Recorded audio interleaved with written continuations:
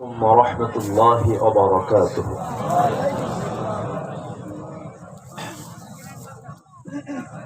إن الحمد لله الأكرم الذي خلق الإنسان وكرم وعلمه من البيان ما لم يعلم، فسبحان الذي لا يحصى امتنانه باللسان ولا بالقلم. نشهد أن لا إله إلا الله وحده لا شريك له، ونشهد أن سيدنا وحبيبنا ومولانا محمدا عبده ورسوله الذي أرسله بالحق بشيرا ونذيرا وداعيا إلى الله بإذنه وسراجا منيرا. فقد قال الله تعالى في كلامه المجيد وفرقانه الحميد: أعوذ بالله من الشيطان الرجيم. بسم الله الرحمن الرحيم. إن الله وملائكته يصلون على النبي يا أيها الذين آمنوا صلوا عليه وسلموا تسليما. اللهم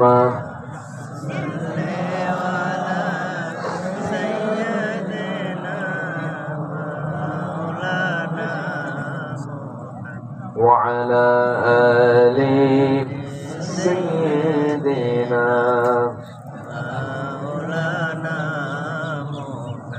একটু আওয়াজ দিয়ে জোরালো কণ্ঠে সবাই বলুন আল্লাহুম্মা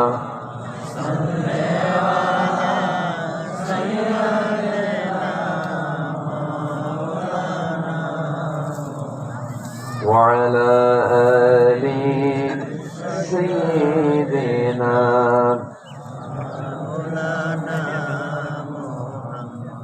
প্রাণের অধিকে বেশি যার দাম রহমাতাল লিল আলামিন। জানো কি তোমরা তাহার নাম রহমাতাল লিল আলামিন। গরিবের আহার দিতেন নিজে হয়ে রোজাদার, নিয়মর ভালোবাসার খাম রহমাতাল লিল আলামিন।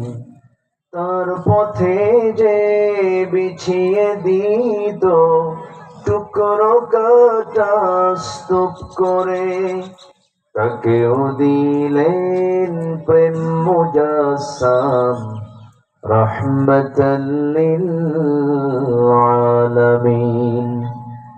জানো কি তোমরা তাহার নাম রহমাতাল লিল আলামিন। আল্লাহুম্মা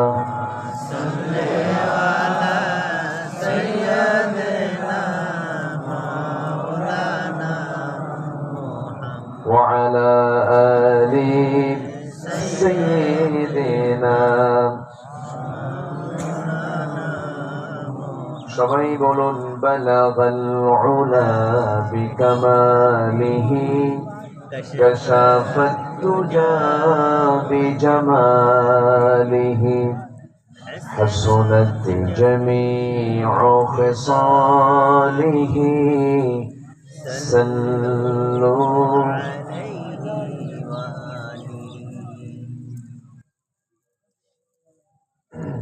সম্মানিত আজকের এই পূর্ব নারায়ণপুর নয়নপুর মধ্যপাড়া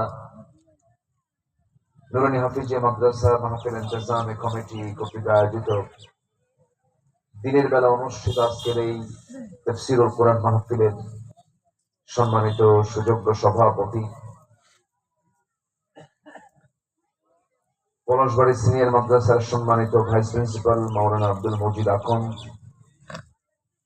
কথা বলেছেন হাফেজ মাওলানা রবিউল ইসলাম।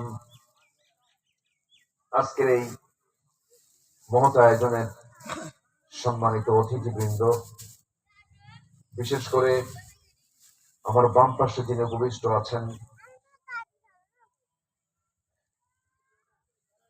দক্ষিণ এশিয়ার বৃহত্তম ইসলামী সংগঠন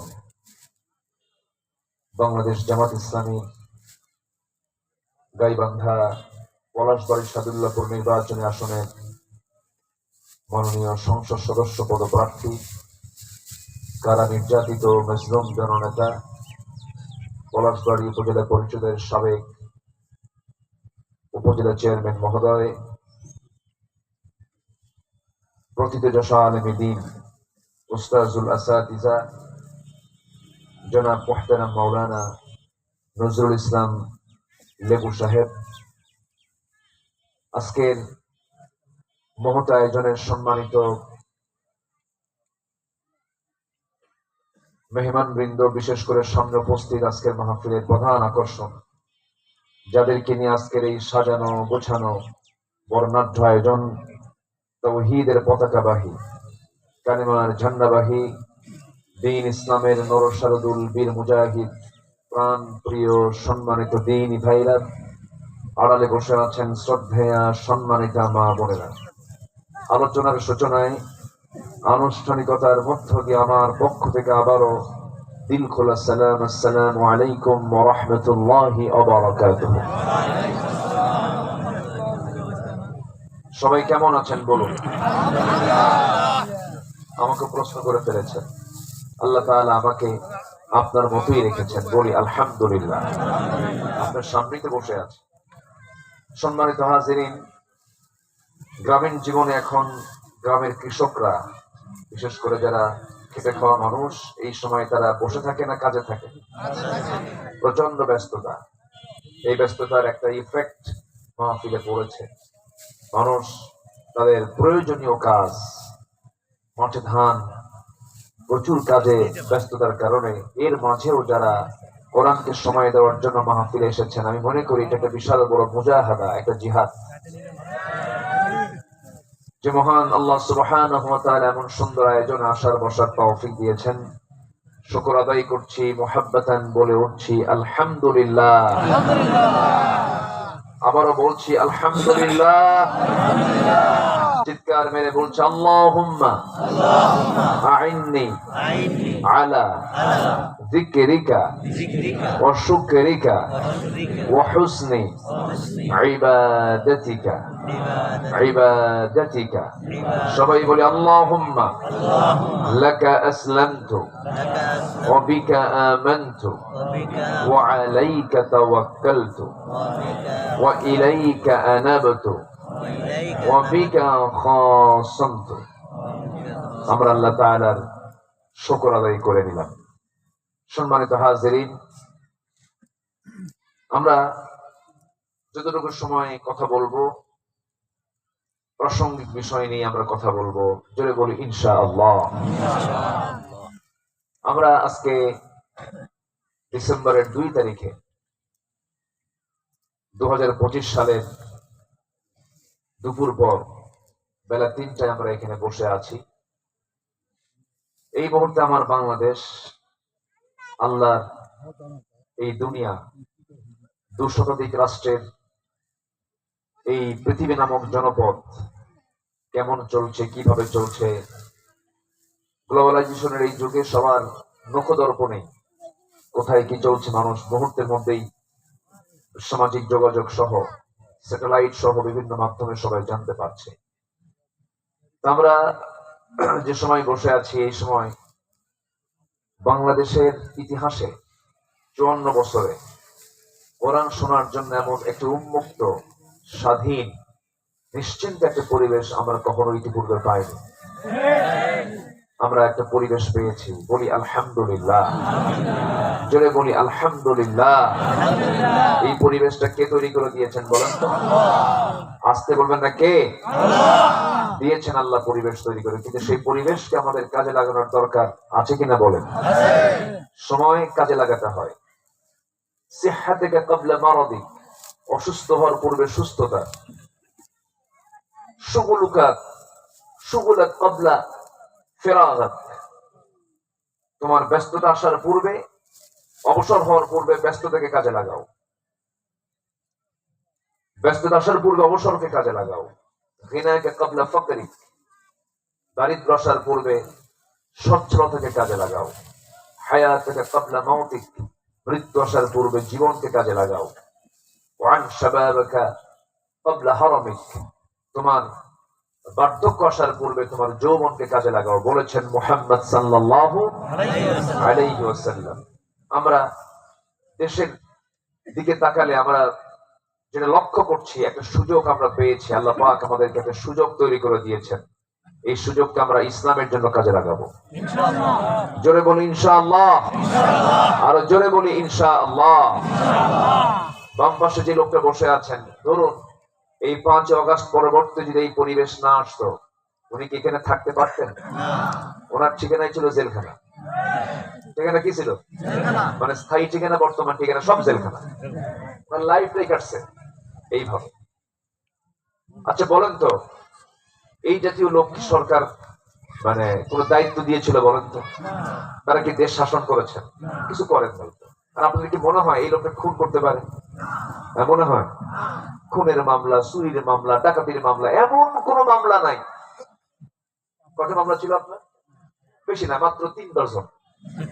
কয়টা বলেন? 3 ডজন মানে হলো 36টা মামলা ছিল। তাহলে বলেন, তাহলে চাকরি কি আর করার দরকার আছে? 36টা মামলার হাজিরা দিতেই তো টাইম শেষ। আপনি চাকরি করবেন কখন? সম্মানিত ভাইরা, এরকম করে শুধু আমাদের লেবু মৌলানা নয়, ওনাকে সবাই কিন্তু লেবু মৌলানা হিসেবে চেনে। আবার আপনি মন খারাপ করলেন না, আপনাকে সবাই নামই মনে হচ্ছে না, আমি যতটুকু জানি। হ্যাঁ, এই জন্য আমি নামটা, উপনামটাই, যেটা লকব, যেটা মানুষ যে নামে বেশি চিনবে সে নামটাই বললে ভালো হয়। তো সম্মানিত ভাইরা, আমি খুবই খুশি হয়েছি উনি আজকের মাহফিলে আজকের এই আতিথেয়তাকে গ্রহণ করেছেন। আল্লাহ তুমি তার সকল কাজকে দ্বীনের জন্য কবুল আর মঞ্জুর করে নাও। জোরে বলি আল্লাহুম্মা আমিন। সম্মানিত ভাইরা, সম্মানিত দ্বীনী ভাইগণ, আমরা যে কিতাবকে নিয়ে বসেছি, এই কিতাবটা আল্লাহ পাক 1500 বছর আগে কে নাজিল করেছেন বলেন তো? আল্লাহ নাজিল করেছেন। বলেন তো, এই কিতাবের মধ্যে কোনো সন্দেহ আছে মনে হয়? এর মধ্যে কি কোনো অস্পষ্ট কিছু আছে মনে হয়? এর মধ্যে কি কোর্ট চালানোর মতো আইন আছে? আছে কিনা বলেন? সংবিধান আছে কিনা? সংসদ চলতে পারে কিনা? এর মধ্যে শরিয়া আছে কিনা? এর মধ্যে চুরির বিধান আছে কিনা? ডাকাতের শাস্তি আছে না নাই? খুনের শাস্তি আছে না নাই? সবই এর মধ্যে আছে।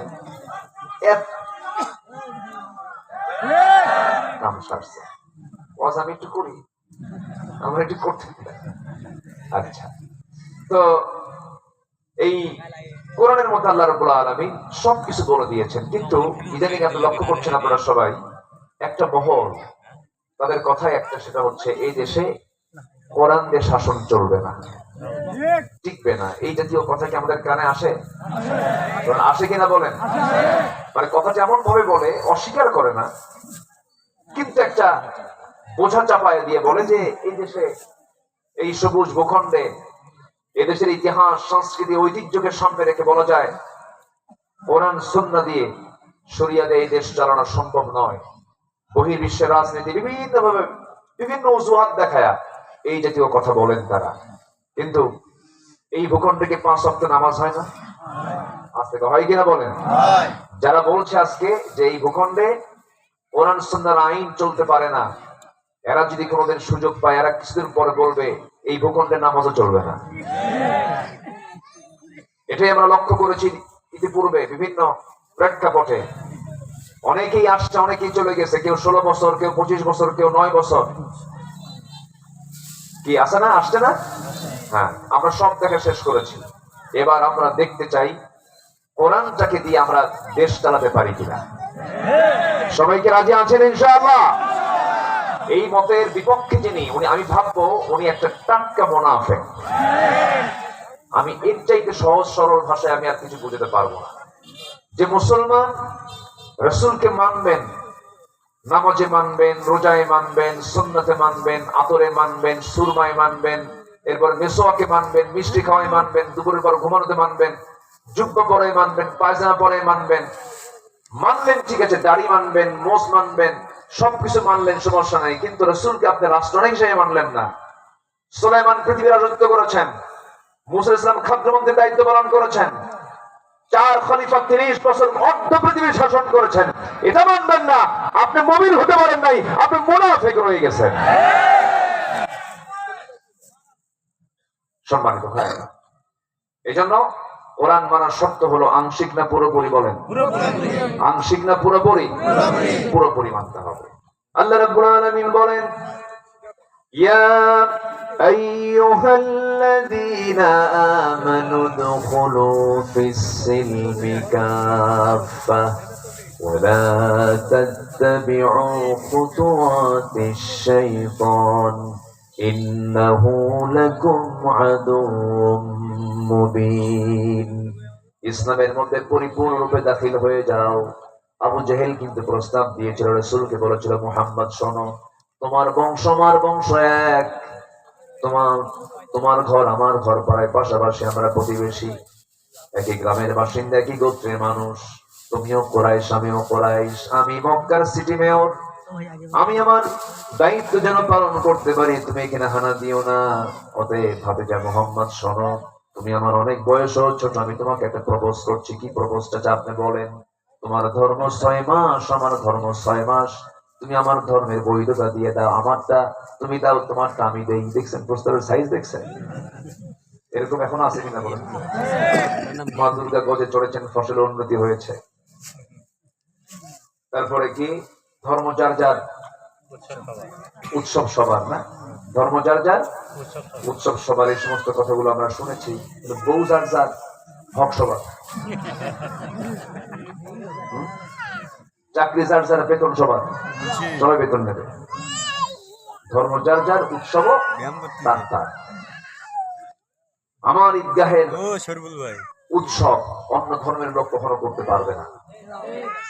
রোজা রেখেছে যারা, ঈদগাহে যাবে তারা, তাদের জন্য আনন্দ, ঠিক কিনা বলেন? এটা যার যার তার তার হবে, কিন্তু সবার হবে না। এই সমস্ত কথাগুলো আমরা শুনে এসেছি, এগুলো সব হলো মুনাফিক এবং যারা অত্যন্ত চতুর, কুচক্রান্ত করে, তাদের মুখ থেকে এই সমস্ত কথাগুলো বের হয়।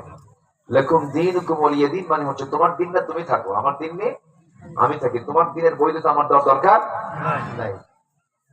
আমার রাসূলকে সেই প্রস্তাব গ্রহণ করেছিলেন? রাসূল বলেন, চাচা মদ কি করবেন? মদ কেন? মদ তো আমার খাওয়া লাগে। জেনা তো আমার নেশা। সুদ এ তো ব্যবসার মতো। আবু জেহেল এই 3টা কাজে এক্সপার্ট ছিল। যারা এই সমস্ত কাজ এখনো করে, ওটা আবু জেহেলদের কাজ করে। তাদের কাজ করে বলেন? আবু জেহেলের কাজ ছিল 3টা: মদের বোতল হাতে নিয়ে থাকা, সুদের কারবার করা, আর জেনা করা। এই কাজগুলো কি সমাজে এখনো আছে না নেই বলেন? এটা কাদের কাজ বলেন? এটা কার কাজ? কার কাজ? আবু জেহেলের কাজ জমিনে রেখে আপনি ইসলাম মানবেন? কি ইসলাম মানবেন আপনি? আমরা পার্লামেন্টে আর সুদের আইন দেখতে চাই না, আমরা পার্লামেন্টে মদের আইন পাস হতে দেখতে চাই না, আমরা পার্লামেন্টে বেশ্যাবৃত্তির লাইসেন্স পাস হোক, এটা আমরা দেখতে চাই না। আমরা আগামীর পার্লামেন্ট দেখতে চাই নামাজের পার্লামেন্ট। আমরা আগামীর সরকার দেখতে চাই নামাজের সরকার। রাজি আছেন কারা কারা? হাত উঁচু করে রাখা।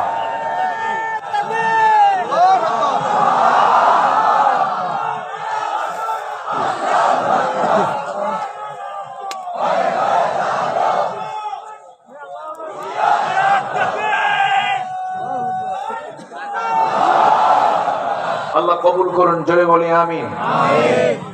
এই ধান কাটার মৌসুম এখন যদি না হতো, ব্যস্ততা না হতো, এই মাঠে জায়গা হতো না।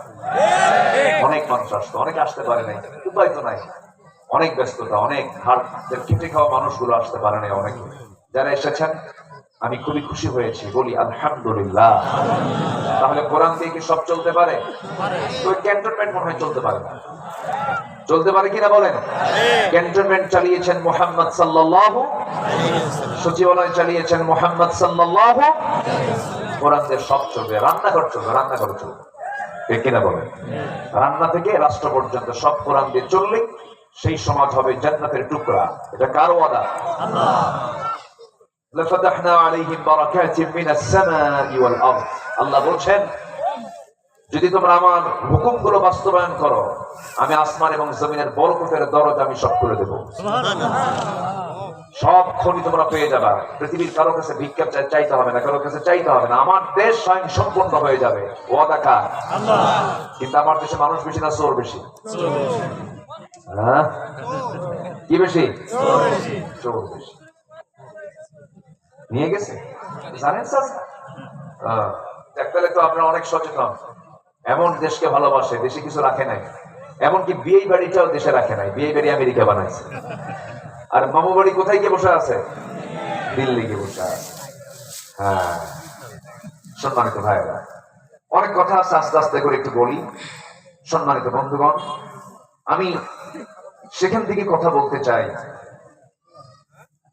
যে বিষয়টা নিয়ে আমি কথা বলতে এরাদা পোষণ করছি, সেটা হলো আমরা বাহিরের দিকটা ঠিক করতে চাই না ভিতরের দিকটা ঠিক করতে চাই? বলেন, মানে গুরুত্বপূর্ণ কোনটা, বাহির না ভিতর?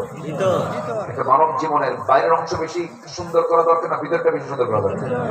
ভিতরেরটা কি বলেন? অন্তর। হ্যাঁ, নফস। বলেন কি? বলেন বলেন কি? নফস। দেখা যায়? দেখা যায়? শোনা যায়? গতি প্রকৃতি নির্ণয় করা যায় না, মানে দৌড় একদিক। এটা খুব সিরিয়াস জিনিস, এটাকে নিয়ন্ত্রণ করতে হবে আমাকে আপনাকে। এটাই হচ্ছে আমার আলোচনার সাবজেক্ট আজকে। নফসকে শুদ্ধ রাখার জন্য 10টা পন্থা আজকে আমি আপনাদের সামনে আমি উপস্থাপন করবো। জোরে বলি ইনশাআল্লাহ। আমাদের যদি নফস ঠিক হয়ে যায় না, কেউ কোনো দিকে দৌড়াবে না, সেটা লাইনে ঠিক থাকবে। এই জন্য নফসের ট্রিটমেন্ট আমাদের বেশি করে করা দরকার। আল্লাহ কবুল করুন, জোরে বলি আমিন। কোরআনকে প্রশ্ন করুন, কোরআন বলো সফলতা কোথায়, কোন কাজে সফল হতে পারবো আমরা? কোরআন বলে দিচ্ছে قد أفلح من تزكى وذكر اسم ربه فصلى بل تؤثرون الحياة الدنيا والآخرة خير وأبقى إن هذا لفي الصحف الأولى صحف إبراهيم وموسى جربنا الله أكبر। কোন বান্দা সফল? যে বান্দা নিজের নফসকে শুদ্ধ করতে পেরেছে। আমার বন্ধুগণ, শয়তান কিন্তু কলবের মধ্যে ঢুকতে পারে না, নফসের দরজায় গিয়ে ধাক্কা মারে, কলবের দরজায় গিয়ে ধাক্কা মারে। তার প্রমাণ হলো, যারা পারেন ঠোঁট মিলিয়ে বলুন আল্লাযী ইউওয়াসওয়িসু ফি কুলুবিন নাস। হইছে? ঠিক কইছেন? কোথায় ভুল হইছে? তো কি হবে বলেন? আল্লাহ রাব্বুল আলামিন যারা পারেন ঠোঁট মিলিয়ে সবাই বলেন কুল আউযু বিরাব্বিন নাস মালিকিন নাস ইলাহিন নাস মিন শাররিল ওয়াসওয়াসিল খান্নাস আল্লাযী ইউওয়াসওয়িসু ফি সুদুরিন নাস। এর আগে কি কইছিলাম? কুলুবিন নাস কইছিলাম। শয়তান কখনো কলবে যেতে পারে না। শয়তান কলবের দরজায় সুদূর সদরে এসে ধাক্কা মারে। ইয়া মুকাল্লিবাল কুলুব সাব্বিত কলবি আলা দীনিক। শয়তান ওয়াসওয়াসা দিতে চায়, ওই সময় পানাহ চাইতে হবে কার কাছে? আল্লাহর কাছে। কার কাছে চাইতে হবে? আল্লাহর কাছে। শয়তান গায়বান্ধা চিনে কিনা? গায়বান্ধা চিনে তো? শয়তান কেমনে অ্যাটাক করে? শয়তান বলছে সুম্মা লাআতিয়ান্নাকুম মিন বাইনি আইদিহিম ওয়া মিন খালফিহিম وعن أيمانهم وعن شمائلهم ولا تجد أكثرهم شاكرين তোমার বান্দাদের আমি ডান থেকে বাম থেকে সামনে থেকে অ্যাটাক করব, কিন্তু আল্লাহ বলছেন শয়তান আমার পছন্দের বান্দা যারা তারা বলবে, সবাই বলুন আউযু বিল্লাহি মিনাশ শাইতানির রাজিম। আশ্রয় চাইবো আমরা কার কাছে? কোন বান্দা সফল? যে বান্দা তিনটা কাজ করতে পেরেছে। নাম্বার 1 হলো সূরাতুল আলা। আল্লাহ রাব্বুল আলামিন বলেন ক্বাদ আফলাহা মান তাযাক্কা। সে বান্দা সফল যে বান্দা নফসকে শুদ্ধ করতে পেরেছে। জোরে বলুন সুবহানাল্লাহ। কি শুদ্ধ করতে পেরেছে? নফসকে শুদ্ধ করতে পেরেছে।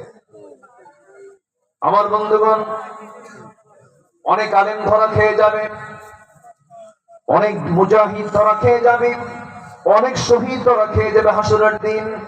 দানবীর ধরা খেয়ে যাবে। দানবীর বলবে আল্লাহ তোমার জন্য দান করেছে। আল্লাহ বলবেন না, দান করো না আমার জন্য। মানুষ তোমাকে দানবীর বলবে এই জন্য তুমি দান করেছো। বাহবা বলবে তোমাকে এই জন্য দান করেছো, জাহান্নামে চলে যাও। নফস ঠিক ছিল না, নিয়ত ঠিক ছিল না। আলেমকে বলা হবে, আলেম বলবে আল্লাহ তোমার দিন শিখেছি, মানুষের কাছে দিনের কথাগুলো বলেছে। আল্লাহ বলবেন না, তোমাকে বড় আলেম বলবে তুমি আলেম মানুষের মুখ থেকে প্রশংসা পাবার জন্য ইলম হাসিল করেছে, আজকে জাহান্নামে যাও। আমার বন্ধুগণ, শহীদকে ধরা হবে। শহীদ বলবে আল্লাহ তোমার জমিনে দিন কায়েম করতে গিয়ে, দিন কায়েমের সংগ্রাম করতে গিয়ে আমি রক্তাক্ত হয়ে দুনিয়া থেকে বিদায় নিয়ে শহীদ হয়ে আসছি। আল্লাহ বলবেন না, তোমাকে দুনিয়ার মানুষ তোমাকে গাজী বলবে, যোদ্ধা বলবে, মুক্তি যোদ্ধা বলবে। এই খেতাব নেওয়ার জন্য তুমি যুদ্ধে অংশগ্রহণ করে তুমি মারা গেছো, শহীদ হও নাই, জাহান্নামে চলে যাও। এই জন্য আমার বন্ধুগণ, সফলতার জন্য সবার আগে দরকার বাহিরের দিক না ভিতরের দিক? বলেন বাহিরের দিক না ভিতরের দিক? আত-তাকওয়া হাহুনা, তাকওয়াটা এই জায়গায় রাসূল বলে দিয়েছেন। এটাকে আগে ঠিক রাখতে হবে। আলা ইন্না ফিল জাসাদি লামুদগাতান ইযা সালাহাত সালাহাল জাসাদু কুল্লুহু ওয়া ইযা ফাসাদাত ফাসাদাল জাসাদু কুল্লুহু আলা ওয়া হিয়াল কলব। দেহের মধ্যে একটা গোশতের টুকরা আছে, ওটা যদি ঠিক থেকে যায় সব ঠিক, ওটা যদি ব্যাঠিক হয়ে যায় সব ব্যাঠিক। তার নাম হলো কলব। যেরকম সুবহানাল্লাহ। এটাকে ট্রিটমেন্ট করতে হবে। নফসের দাসত্ব করা যাবে না, নফসকে কন্ট্রোলে চালাতে হবে। নফসে যেন আমাকে বিভ্রান্তির দিকে না নিয়ে যেতে পারে। তাহলে আল্লাহ রাব্বুল আলামিন কি করবেন? وَأَمَّا مَنْ خَافَ مَقَامَ رَبِّهِ وَنَهَى النَّفْسَ عَنِ الْهَوَى فَإِنَّ الْجَنَّةَ هِيَ الْمَأْوَى। যার দিলের মাকামে আল্লাহর ভয়ে জাগ্রত হয়ে যাবে, নফসের বিরুদ্ধে যে অবস্থান করবে, আমি আল্লাহ তার জন্য জান্নাতে মাওয়া রেখে দিয়েছি। জোরে কোন সুবহানাল্লাহ। হয়তো আযান হবে, আযান হওয়ার জন্য হয়তো অনেকে টেনশন করছে, হুজুর তো মনে হয় মাহফিল শেষ করে দিবেন না। এখনো পর্যাপ্ত সময় আছে, আমরা 4:30 পর্যন্ত এখানে থাকবো ইনশাআল্লাহ। জোরে বলি ইনশাআল্লাহ। এরপর হুজুরের জন্য 5 মিনিট সময় দেওয়া হবে, এরপর আমরা এখানে নামাজও পড়ব। ঠিক আছে ইনশাআল্লাহ? তাহলে এটা নিয়ে আর কোনো টেনশন আছে? আর কে উঠবেন? এই পর্যন্ত আমি 3 থেকে 4 জন ভাইকে উঠতে দেখেছি। আমি নতুন করে 4র্থ জন 5ম জন যেন না উঠেন এখান থেকে। আপনার ওঠার কারণে মাহফিলের যদি কোনো বিশৃঙ্খলা হয়, যদি শৃঙ্খলা ভঙ্গের মামলা যদি ফেরেশতা দেয় আল্লাহর কাছে, জামিন পাবেন? বসে কোরআনের মাহফিল, এখানে আদব রক্ষা করা আমাদের সবার দায়িত্ব। আল্লাহ কবুল করুন। জোরে বলি আমিন। আমিন। সম্মানিত ভাই, তাহলে আমরা আমাদের কাজ হচ্ছে নফসকে আমরা শুদ্ধ করবো কেমনে? 10টা পন্থা আমি বলতে চাচ্ছি। এর মধ্যে 1 নাম্বার পন্থা হলো আমরা তওবা করব। কার কাছে? আসতে হলো না, তওবা করব কার কাছে? তওবার দরজা আছে না নাই? হাত্তা ইউগারগার, গারগার শব্দ না আসা পর্যন্ত তওবা কোন বান্দা আল্লাহর কাছে করলে আল্লাহ তাআলা সেই তওবা কবুল করে নেন। জোরে কোন সুবহানাল্লাহ। তওবা কার কাছে করব আমরা? আল্লাহর কাছে। তওবা করা কার হুকুম? আল্লাহর হুকুম। নামাজ যেমন আল্লাহর হুকুম, রোজা যেমন আল্লাহর হুকুম, হজ যেমন আল্লাহর হুকুম। আল্লাহ রাব্বুল আলামিন নামাজের কথা বলেছেন, ফাসাল্লি লিরাব্বিকা ওয়ানহার ইন্না শানিআকা হুয়াল আবতার। রোজার কথা বলেছেন, কুতিবা আলাইকুমুস সিয়াম কামা কুতিবা আলাল্লাযীনা মিন ক্বাবলিকুম লাআল্লাকুম তাত্তাকুন। যাকাতের কথা বলে দিয়েছেন। আল্লাহ রাব্বুল আলামিন হজের হুকুম দিয়েছেন ওয়াতিমুল হজ্জ ওয়াল উমরাতা লিল্লাহ। মানে তওবার কথা বলেছেন, ইয়া আইয়ুহাল্লাযীনা আমানু তুবু ইলাল্লাহি তাওবাতান নাসুহা। জোরে বলুন আল্লাহু আকবার। তোমরা তওবার মতো তওবা করো, যেমন কি করে তওবা করলে আল্লাহ পাক খুশি হয়ে যাবেন তেমন করেই তওবা করো। তওবা মানে হলো গুনাহ যেটা করেছে আর জীবনে সেই গুনাহ দিকে যাব না, এটার নাম তওবা। আল্লাহ এই যে আমি জিনার কাজ করেছি জীবনের জিনার কাজ করব না, নামাজ ছেড়ে দিয়েছিলাম জীবনের নামাজ ছাড়বো না, আমরা এমন সিদ্ধান্ত যে বান্দা নিয়ে আল্লাহর পথে ফিরে আসবে, আল্লাহ বলছেন বান্দা তুই আমার দিকে হেঁটে হেঁটে আসবি, আমি তোর দিকে দৌড়ায় দৌড়ায় যাব। বান্দা তুই আমার দিকে 1 হাত আগাবি, আমি তোর দিকে 10 হাত আগায় যাব। আমরা তওবা করব কার কাছে? আসতে বলবেন না, কার কাছে? এক মহিলা সাহাবীর কথা মনে হলো, বলি একটু বলি, মানে তো কোনো কষ্ট হচ্ছে না তো কারো? বলি আলহামদুলিল্লাহ। অনেক মা বোন মাহফিল আসছেন আজকে, মাইকের একটা এক্সট্রা করে নয়েজ হচ্ছে, এটা বোঝেন না আপনারা? এতবার বললাম যে এইটা একটা সোনো হচ্ছে কেন, ওটা বন্ধ করুন। সম্মানিত ভাই, এক মহিলা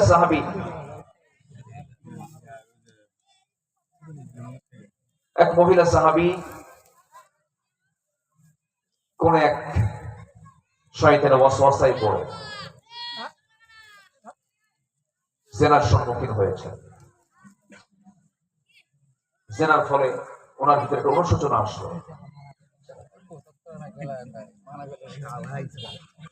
সেই অনুশোচনা শেষ পর্যন্ত তীব্রতা এত পরিমাণ বেড়ে গেল, উনি সেজদায় শুধু অজরে ঝাড়ায় কান্নাকাটি করছেন এবং তিনি সিদ্ধান্ত নিলেন যে এই অপরাধটা আমি অবশ্যই বিচারকের সামনে গিয়ে বলবো, আমার উপরে যেন এটা শাস্তির যেন দুনিয়াতে কার্যকর হয়ে যায়।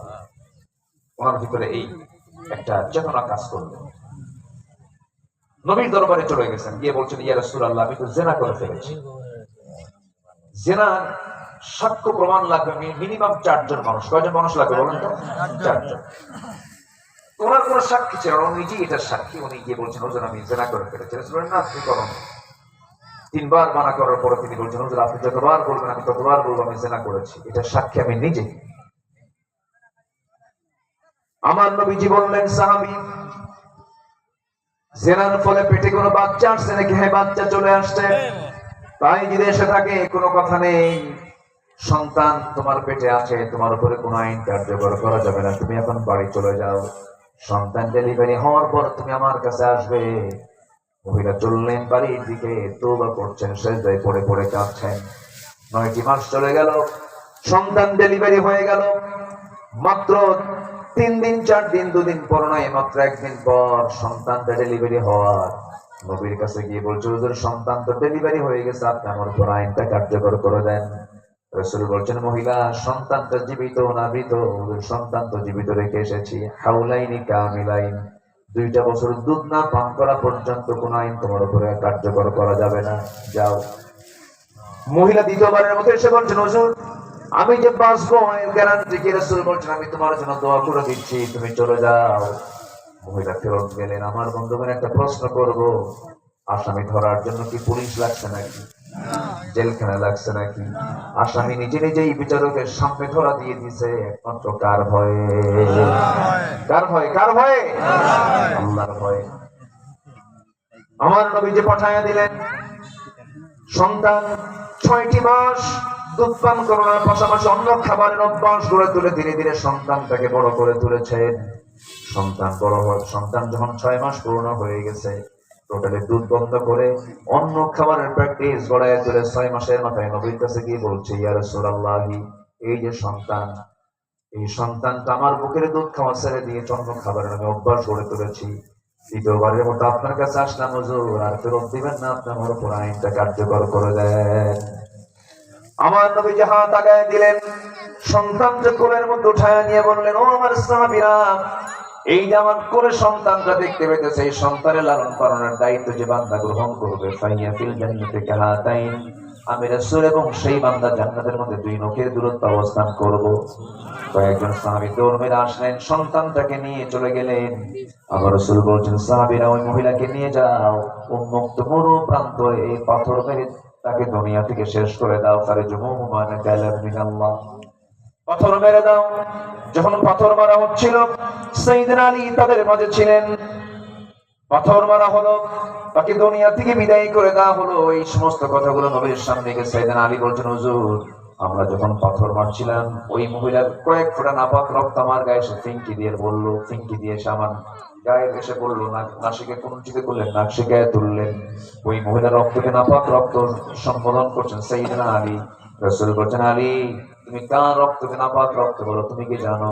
ওই মহিলা জীবনের শেষ সময় পর্যন্ত যে পরিমাণ তওবা করেছে, আল্লাহ রাব্বুল আলামিন তাকে তার রক্ত জমিনে স্পর্শ হওয়ার পূর্বেই জান্নাতের মেহমান বানায় নিয়েছে। কিসের কারণে বলে? বলেন কিসের কারণে? এটা কি বিক্রি করে? এটা এই বাদাম বলেন না, বলেন।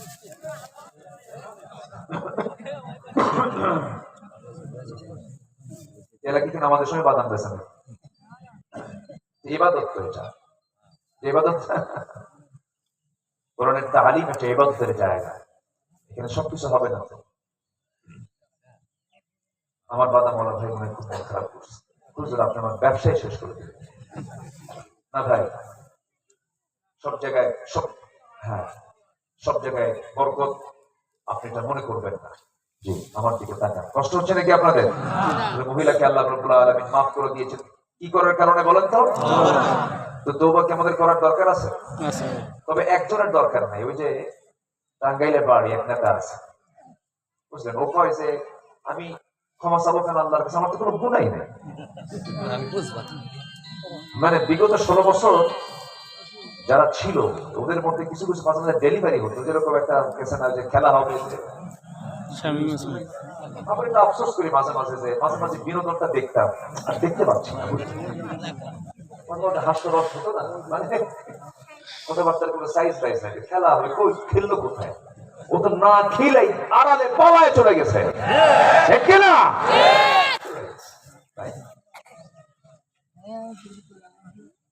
সম্মানিত ভাই, বজ্রাটনি ফসকা গেল, একটা কথা আছে না, বজ্রাটনি ফসকা। চাপা যারা বেশি মারে তাদের মনের অবস্থা কখনো উন্নত হয় না, মূল পর্বে চলে আসে। আত্মশুদ্ধিতার জন্য, নফসকে ঠিক রাখার জন্য 10টা পন্থা। কয়টা পন্থা বলেন তো? 10টা পদ্ধতি। এর মধ্যে 1 নম্বর পদ্ধতি হচ্ছে আমরা কি করে নেব বলেন তো? তওবা করে নেব। কোনো একটা ভুল হয়ে গেছে, আস্তাগফিরুল্লাহ, কি বলবো বলেন তো? মুখ থেকে হঠাৎ করে একটা রাগারাগি করে মুখ থেকে একটা বেফাস কথা বলে ফেলেছেন, আস্তাগফিরুল্লাহ, আল্লাহ জীবনে আর এই মুখ খারাপ করবো। হঠাৎ করে হয়তোবা চলতে নিয়ে হঠাৎ করে আপনি কোন একটা নারীর দিকে নজর দিয়ে ফেলছেন, তাহলে সওয়াব না গুনাহ? বলেন, সওয়াব না গুনাহ? হঠাৎ একবার পড়ে গেছে, তখন কি গুনাহ হবে? আল্লাহ সহজে গুনাহ লেখেন, একবারে গুনাহ হবে। দ্বিতীয়বার যদি প্ল্যান করে তাকান, তখন গুনাহ হবে। এক যুবক বহুদিন আগে এক মাহফিলে আমাকে বলতেছে, হুজুর তাহলে এক নজর দেব, যেহেতু দেওয়া জায়েজ আছে, এক নজরে 1 ঘন্টা একতালে দেখলে শহীদ হয়ে যাব, তখন নজর যেরকম নাউজুবিল্লাহ, এটা করা যায়। হঠাৎ করে নজরে চলে গেছে, হতেই পারে, তৎক্ষণাৎ চোখটা ফিরায় নিয়ে বলতে হবে আস্তাগফিরুল্লাহ, কে মাফ করে দিবেন? আসতে কবেন না, কে মাফ করে দিবেন? তওবা আমাদের করার দরকার আছে। দিনে কয়বার? বলেন কি কয়বার বলেন? আমার রাসূল কেমন করেছেন কি বলে দিন?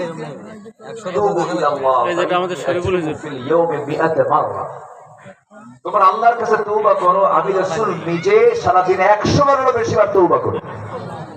আমার নবীর কোনো গুনাহ ছিল? আজ থেকে গুনাহ ছিল? তাও কতবার? বলে তাও কতবার? 100 বারেরও বেশি বার। আর আমার দেশের এক উল্লুক ভাল্লুক, এই টাঙ্গাইলে বাড়ি, লতিফ সিদ্দিকী, সে বলেছিল হজ মোহাম্মদের ব্যবসা। এরপরও বেঁচে আছে এখন। কিছুদিন আগে বলেছে যে আমি আমিন কেন বলবো? আমি চোখের পানি কেন ফেলবো? আমি কি কোনো গুনাহ করছি? আমার তো কোনো গুনাহই নাই। বাংলাদেশে একটা ফেরেশতা আছে লতিফ সিদ্দিকী, ওর কোনো গুনাহ টুনাহ নাই। এই সমস্ত কিছু নরাধম নরকীট জাহান্নামে কিছু কীট আমার দেশে আছে না নাই বলেন? এই সমস্ত লোকগুলো আমার আবুল সরকারদের পক্ষে কথা বলে। ফাউল সম্রাট না বাউল সম্রাট। বাউল মানে হলো পেশাব, যারা আলেম ওলামা আছেন, বাউল মানে হচ্ছে পেশাব। এই বদমাইশ বলেছে আল্লাহ নাস্তে কিছু কোরআনে কয়েকবার, কোথায় কোথায় কুল আউযু বিরাব্বিন নাস মালিকিন নাস ইলাহিন নাস, তোরা সব নাস। কি তফসীর দেখছেন, ব্যাখ্যা দেখছেন? উচিত ছিল এদেরকে আম গাছের সঙ্গে বাইন্দা ১.৫ হাত লাঠি দিয়ে পিটাইয়া সোজা করা। আমরা আগামীর পার্লামেন্টে দেখতে চাই, আগামীর পার্লামেন্টে আমরা দেখতে চাই আল্লাহ রাসূল ইসলাম কোরআনকে যারা কটূক্তি করবে ফাঁসির মঞ্চে ঝুলিয়ে মারা হবে ওদের।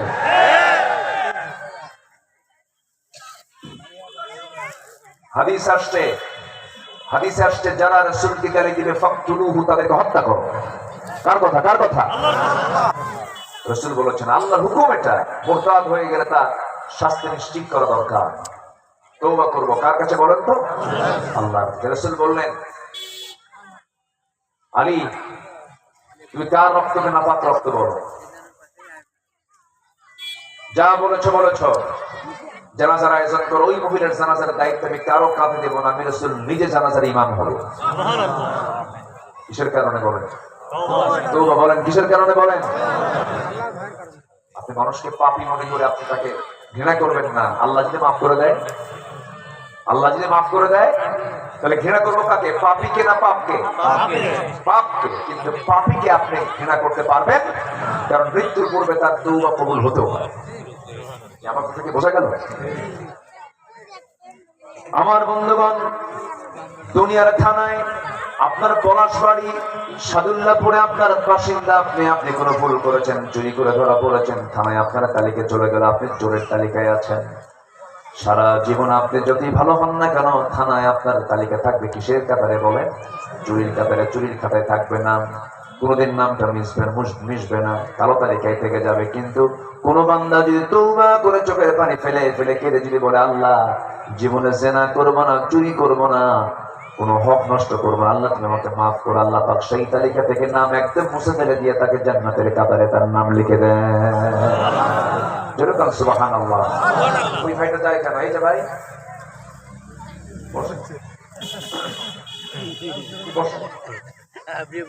আলোচনা তো অনেক পড়ে আছে এখনো, কেবল একটা বললাম, আরো আছে কয়টা বলেন? তো শুনবেন না আপনারা? না শুনে যাচ্ছেন কেন? বসেন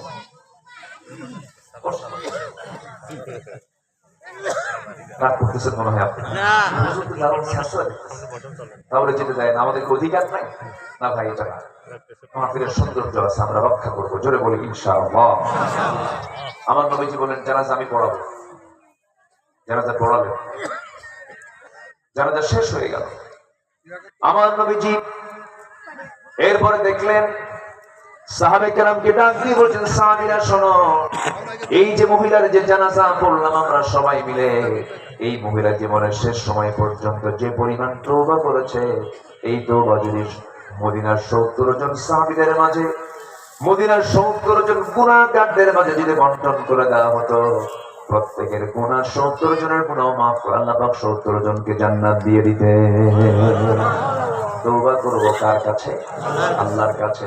আল্লাহ বলেছেন আসা ربكم أن يكفر عنكم سيئاتكم ويدخلكم جنات تجري من تحتها الأنهار। তওবা করবে আল্লাহ সব মাফ করে তোমাকে এমন জান্নাত দিবেন যে জান্নাতের নিচ দিয়া জান্নাতের নহর প্রবাহিত। যেরকম সুবহানাল্লাহ। যেখানে জান্নাতের বর্ণনা সেখানে আল্লাহ পাক নদীর কথা বলেছেন, বস্ত্রবনের কথা বলেছেন।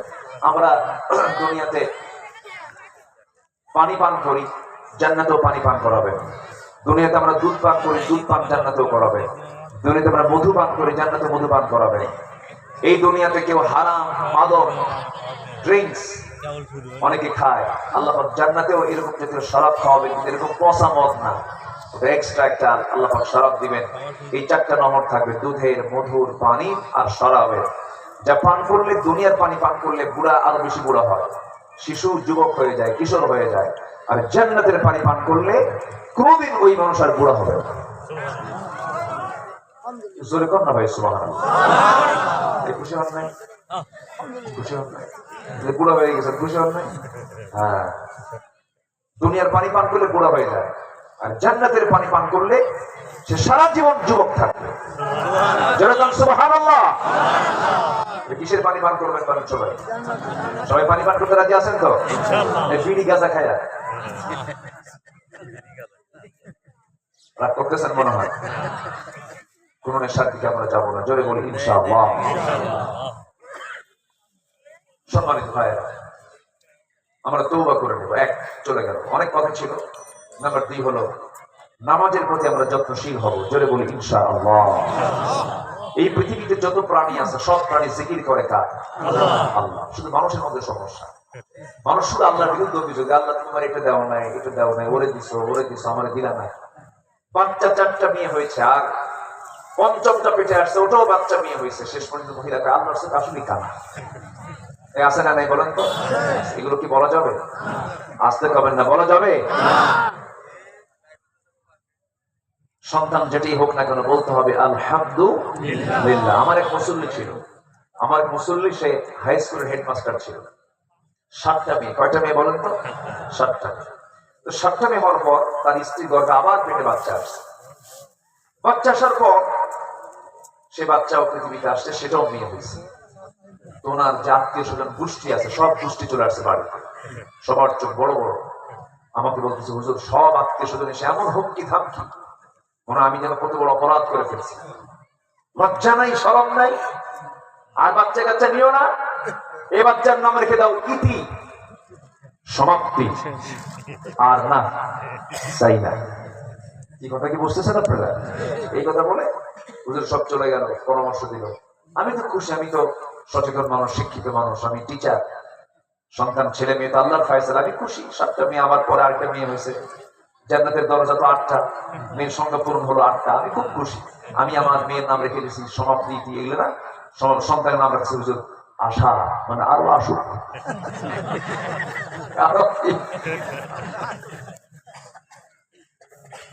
সন্তান কি হইলো না হলো এটা কি আমাদের দেখার বিষয় আছে বলেন? এটা কে দেন? আসতে বলবেন না, কে দেন? সন্তানকে আল্লাহ ওয়ালা বানাবো, জোরে বলি ইনশাআল্লাহ। কয়টা ছাত্র আজকে মাথায় পাগড়ি হলো? 3টা। কয়দিন আগে আসছি না বলো ভগবানপুর নাকি? ওখানে ভগবান আছে না? ওখানে কি ভগবান আছে? ভগবানের ভগবতী আছে, গডের গডেস আছে, কি ঠিক আছে কিনা বলেন?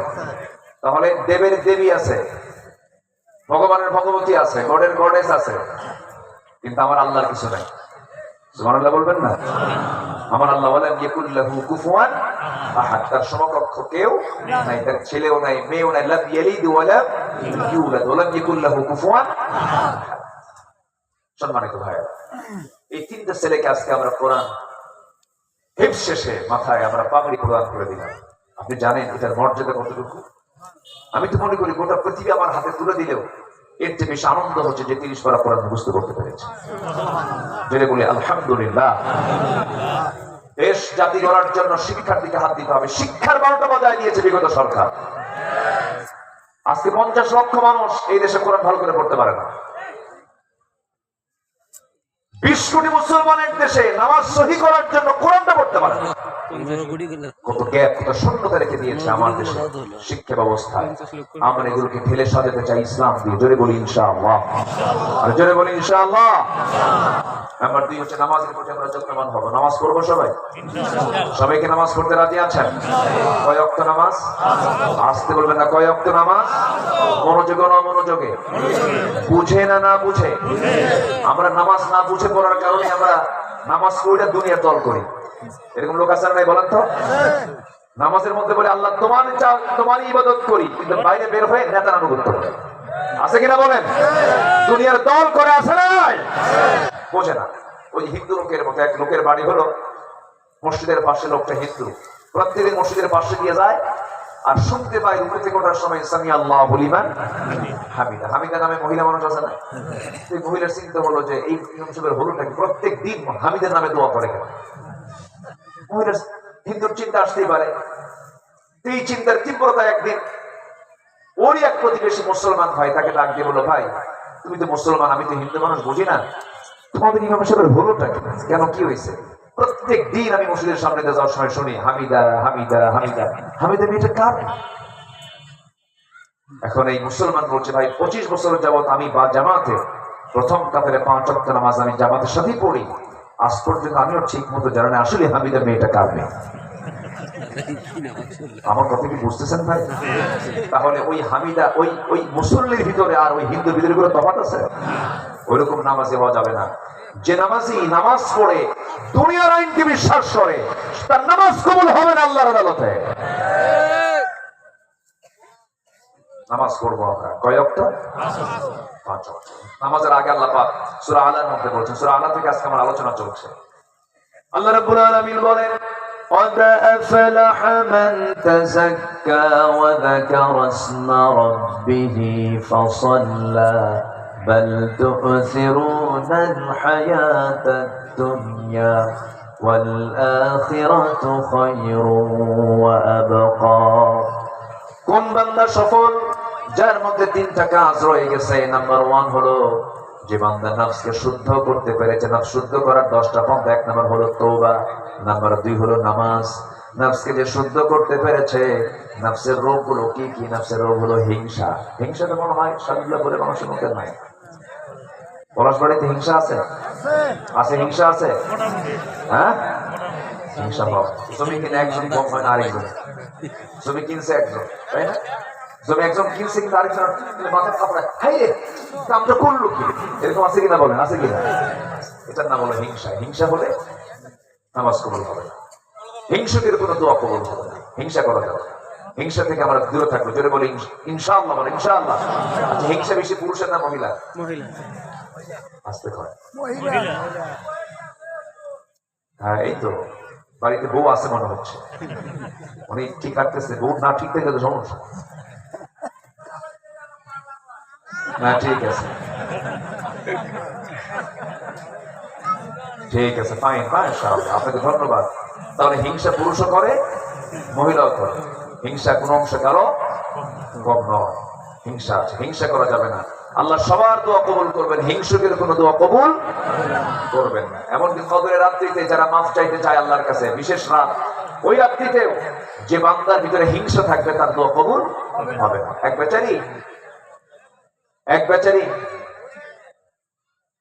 বেচারি করছে কি জানেন? এক বেচারি, আগের যুগে মানুষ বিয়ে করতে যেতে হলো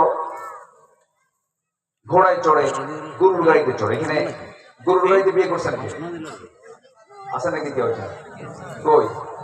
এই যে চাচা, এই সব গরুর গাড়িতে বিয়ে। আগের দিনে গরুর গাড়িতে বিয়ে হতো। এক বেচারি বিয়ে করবে যুবক।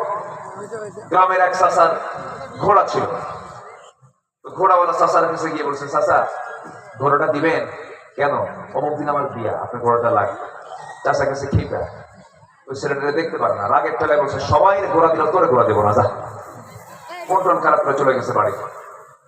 যাওয়ার পরে রূপক করতে বলছি, কদরের রাত আসছে। কদরের রাতে মসজিদে গেছে। মসজিদে যাওয়ার পর নামাজ কালাম পড়ে তাহাজ্জুদ করছে। সব শেষ করে এবার 2টা হাত তুলছে আল্লাহর কাছে। আল্লাহ, আজকে রাত্রিতে, কদরের রাত্রিতে আমার জন্য কিচ্ছু চাওয়া নাই, আমার একটা কোনো প্রার্থনা না, আমি কিচ্ছু চাই না তোমার কাছে আল্লাহ। একটাই দোয়া, বুড়ার যেন ঘোড়া মরে। বুড়ার যেন কি মরে? বলে এটা কি উদারতা না হিংসা? বলেন, উদারতা না হিংসা? এই কথা বলা মাত্রই দোয়া করে চলে আসছে বাড়িতে। বাড়িতে আসার পর দেখে মায়ের চোখে পানি। মা কান্দো কেন? বাবা কান্দবো না কেন? কি হয়েছে বাবা? তোর গরু মরছে। কি মরছে? কি মরছে? গরু মরলো। কার গরু মরছে? যে দোয়া করছে। তাহলে দোয়া কিন্তু ঠিকই কবুল হয়েছে। মালাকুল মউত চলে আসছে ঘোড়ার কাছে না গরুর কাছে? হিংসার ফলাফল এই লোকের মতো হবে। হিংসা করে হিংসুকে ক্ষতি হয়, যার জন্য হিংসা করা হচ্ছে তার চুল পরিমাণ কোনো ক্ষতি হয় না। আমরা হিংসা করবো না, জোরে বলে ইনশাআল্লাহ। অহংকার করবো না। ক্ষমতার অহংকার আছে না? ভাবছিল যে আমাকে ধরবে, দিল্লি আমার পাশে আছে। 2041, 2021 কত কি বললো, প্রাউডনেস, রাজাকারের নাতিপুতিরা চাকরি পাবে, এগুলো সব বিনয়ের কথা, অহংকারের কথা। মাটির সঙ্গে মিশিয়ে দিয়েছেন যিনি, তিনি আমার কে? আসতে বলবেন না, তিনি আমার কে? অহংকার চুল পরিমাণ বান্দার দ্বারা প্রকাশ পাওয়া জায়েজ নাই। অহংকার কার? অহংকার কে দেখাবেন? আল্লাহ দেখাবেন। অহংকার বান্দার জন্য জায়েজ নাই। আমার বন্ধুগণ, নাম্বার 2 হলো আল্লাহর নামের জিকির যারা করবে তারা সফল। নাম্বার 3 হলো ফাসাল্লা, যারা নামাজ পড়বে তারা সফল। নামাজটা আমরা পড়বো 5 ওয়াক্ত সুন্দর করে পড়বো। নামাজ পড়লে উপকার হলো ইন্নাস সালাতা তানহা আনিল ফাহশাই ওয়াল মুনকার ওয়া লাযিকরুল্লাহি আকবার ওয়াল্লাহু ইয়ালামু মা তাসনাউন। জোরে বলুন আল্লাহু আকবার। সূরাতুল আনকাবুত আয়াত নাম্বার 45 মহান রব্বুল আলামিন বলেন, নামাজ যদি আদায় করতে পারো ভালো করে, তাহলে সমস্ত নিকৃষ্ট কাজ থেকে আল্লাহ তোমাকে বাঁচায় দিবেন, ফাহিশা কাজ থেকে তোমাকে হেফাজত করবেন। আমার বন্ধুগণ, আমার দেশের সবচেয়ে বড় অপরাধ হচ্ছে আজকে হলো জাতি নামাজ পড়ে না। মাত্র 5% মুসলমান আজকে নামাজ পড়ে, 95% মুসলমান নামাজ পড়ে না। কিন্তু আজকে যদি আমার দেশটা নামাজের সরকার হতো, 95% নামাজি হতো, আর বাকি 5% বেনামাজি থাকতে পারে। ঠিক কিনা বলে? এই জন্য আমার দেশে নামাজ কায়েম হোক। সবাইকে চান নাকি? সবাইকে চান? আল্লাহ কবুল করুন। জোরে বলি আমিন। আরো জোরে বলি আল্লাহুম্মা আমিন। নাম্বার 3 হলো আত্মশুদ্ধিতার জন্য 10টা পন্থা, 10টা পদ্ধতি। 1 নম্বর বলেছি হলো তওবা করা। নাম্বার 2 হচ্ছে নামাজ। নাম্বার 3 হলো সিয়াম সাধনা। রমজান মাসে রোজা রাখবো, তার পাশাপাশি আমরা সারা বছরে সপ্তাহে 2 দিন সোমবার বৃহস্পতিবার রোজা রেখেছেন মুহাম্মদ সাল্লাল্লাহু আলাইহি ওয়াসাল্লাম। এই পদ্ধতিগুলো আমরা ফলো করার চেষ্টা করব। যুবকরা বিশেষ করে তোমরা বেশি করবে, কারণ আজকে এই দুনিয়ায় ফিতনা কম না বেশি? কোন ফিতনা বেশি বলো? বলো আজকে, এই যুবকরা বলো, আজকে সবচেয়ে বড় ফিতনা কি বলো? মোবাইল ফিতনা না? স্মার্টফোন তোমাকে শেষ করে দিচ্ছে। তুমি জানো না তোমাকে কোথায় নিয়ে যাচ্ছে স্মার্টফোন? তুমি যদি স্মার্টফোনের মুরিদ হও, তুমি শেষ হয়ে গেছো। তোমার মুরিদ বানাতে হবে ফোনকে। তুমি ফোনকে চালাবে, ফোন তোমাকে চালাতে পারবে না। তাহলে তুমি ভালো থাকবা। তুমি যদি ফোনের দাস হয়ে যাও, তোমাকে শেষ করে দেবে। সব দেখা যাবে না, সব অ্যাপসে ঢোকা যাবে না। যুবকরা বুঝতেছেন আমার কথা? এই বুঝতেছ নাকি বলো? খোলামেলা বলি, বলা দরকার। কোন পর্নোগ্রাফিতে আসক্ত হবে না। পর্নোগ্রাফি তোমার যদি আসক্তি চলে আসে, আল্লাহর কসম, তোমার ফ্রন্টাল কপালের সামনে যে ফ্রন্টাল সেলগুলো আছে সব মরে যাবে, স্মৃতিশক্তি হারিয়ে ফেলবে, যৌবন শেষ হয়ে যাবে। তুমি একটা জীবন্ত পশুত্ব রূপ তোমার মধ্যে ধারণ করবে। তোমার মধ্যে কোনো মনুষ্যত্ব কাজ করবে না। তুমি তোমার ব্যক্তিত্ব হারিয়ে ফেলবে, তোমার বিবেক তোমার মরে যাবে। এই জন্য সবকিছু তোমার দেখা যাবে না। মোবাইল তুমি অতটুকু ব্যবহার করতে পারো যতটুকু তোমার প্রয়োজন যতটুকু। ওর প্রায় চাহিদা পূরণ করার জন্য তোমার সময় দেওয়ার সময় নাই। সাবধানে রাখবা, খেয়াল করবা। ফ্রি ফায়ার, পাবজি, ক্যাসিনো, বুঝতেছো যুবকরা? বোঝো না তোমরা এগুলো? বোঝো না? সব বোঝে, কিন্তু সব বোঝো না তোমরা? বোঝো না? এগুলোর ধারে বসা যাবে না, সব শেষ হয়ে যাবে। অনেক পরিবার আজকে মোবাইলের গেমসের কারণে পরিবারটা একদম জিরো হয়ে গেছে, আছে না নাই? শেষ হয়ে যাচ্ছে। এগুলোর দিকে নজর দিও না। এগুলো কি ওয়াজ করার দরকার আছে? এগুলো কথা বলার দরকার আছে কিনা? এগুলোতে হাত দিও না। জীবন শেষ হয়ে যাবে। জীবন কয়টা জীবন? একটা জীবন সুন্দর করে সাজিয়ে নিবা। সাইয়েদনা ইউসুফের মতো চরিত্র অর্জন করবা, সাইয়েদনা আবু বকরের মতো দৃঢ়চিত্ত হবা, ওমরের মতো সাহসী হবে, আলীর মতো বীর বাহাদুর হবে, ওসমানের মতো ধৈর্যশীল হবে। এমন চেতনা লালন করে সামনের দিকে এগিয়ে যাও। তোমার হাতে বাংলাদেশ গড়বে। নেশার দিকে যেও না, আল্লাহ কবুল করুন। জোরে বলি আল্লাহুম্মা আমিন। নারীর দিকে তোমার আকর্ষণ বারবার বাড়ছে, তুমি তোমার যৌবনকে কন্ট্রোল করতে পারছো না, বিয়ের সিদ্ধান্ত নিয়ে নাও। বিয়ের সিদ্ধান্ত নিবা, আল্লাহ তোমার রুজির সিদ্ধান্ত দিয়ে দিবে, কোনো টেনশন নেই। এই তো যুবকরা খুব খুশি হয়ে গেছে। মানে এত জোরে ঠিক করছে কেন জানেন? মুরব্বী বাবা যারা শুনে নেন, বিয়ে শাদী করার দরকার। বলেছে তাও কয় ঠিক। রাগ করছেন নাকি আপনারা? মন খারাপ? মন খারাপ করা যাবে না। আমি একটু শক্ত ভাষায় কিছু কথা বলে দিলাম, খবরদার খবরদার, চোখ নষ্ট করা যাবে না। জি আলহামদুলিল্লাহ।